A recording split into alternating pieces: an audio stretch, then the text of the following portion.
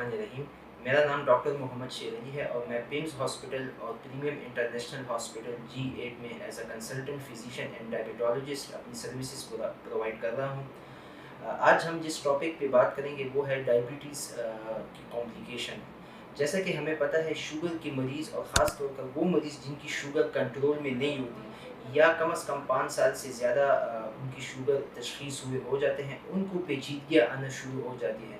इसमें जो एक बहुत कॉमन कॉम्प्लिकेशन है उसे हम कहते हैं पेरिफेरल न्यूरोपैथी, जिसमें हमारे पेशेंट्स हमारे पास प्रेजेंट करते हैं और वो हमें बताते हैं कि हमारे हाथ पैर बिल्कुल सुन्न हो गए हैं या इनमें सुइयाँ सी चुभ रही हैं या हाथों या पैरों में जलन महसूस होती है। और इसी की वजह से पेशेंट को बार बार ट्रॉमा होता है और जिसकी वजह से पेशेंट को डायबिटिक फुट इंजरीज और फिर आगे भी कॉम्प्लिकेशंस डेवलप होती हैं।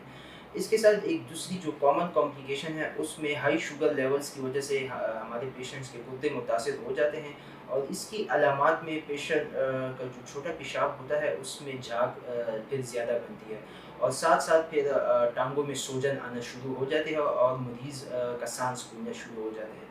इसके साथ हमारे पेशेंट्स हमें ये भी बताते हैं कि उनकी नज़र कमज़ोर हो जाती है और कुछ केसेस में तो इवन मोतिया बनना भी शुरू हो जाता है। इसके साथ जो माइक्रोवेस्कुलर कॉम्प्लिकेशन है उसमें अगर शुगर कंट्रोल में ना रहे या उसकी ड्यूरेशन ज़्यादा हो जाए और साथ में ब्लड प्रेशर का भी मसला हो तो ऐसे मरीज़ को हार्ट अटैक हो सकता है। ऐसे मरीज़ों को फालिज का दौरा पड़ सकता है और इसके साथ साथ जो एक कॉम्प्लिकेशन है उसमें है गैस्ट्रोपैरेसिस। इन मरीज़ों में ऐसा होता है कि जब ये खाना खा लेते हैं तो एकदम से मैदे पे बोझ बन जाता है और हज़मी के अलामात आने शुरू हो जाते हैं।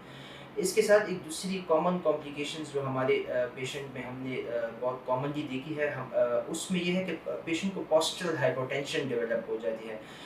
यानी कि इसका मतलब ये है कि जैसे ही पेशेंट सिटिंग पोजीशन से स्टैंडिंग पोजीशन खड़ा होता है तो पेशेंट का बीपी एकदम से गिर जाता है और आंखों के सामने अंधेरा सा आ जाता है।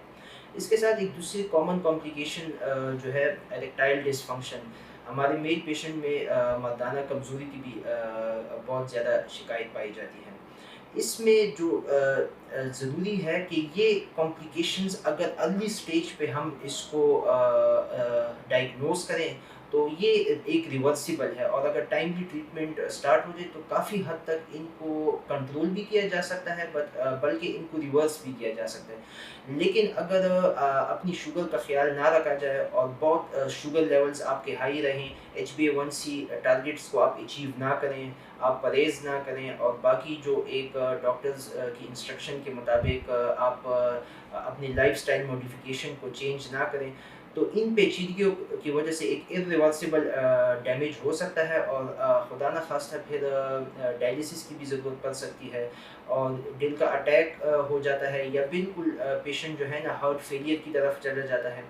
तो इन कॉम्प्लिकेशन से बचने के लिए आप ज़रूर रेगुलरली अपनी ब्लड शुगर लेवल्स चेक करें और अपने डॉक्टर्स के एडवाइस के मुताबिक HbA1c और साथ में लिपिड प्रोफाइल जो हम फॉलो अप पे चेक कर रहे होते हैं वो ज़रूर कराएं। और मोस्ट इम्पॉर्टेंट इसमें ड्रग कॉम्प्लाइंस का भी बहुत रोल है। आप जो आपकी शुगर की दवाइयाँ हैं और साथ में अगर आप ब्लड प्रेशर भी रन कर रहे हैं तो इसकी दवाइयाँ बाकायदगी से इस्तेमाल करें और तो इंशाल्लाह काफ़ी हद तक इन कॉम्प्लिकेशन से आप बच सकते हैं। Thank you.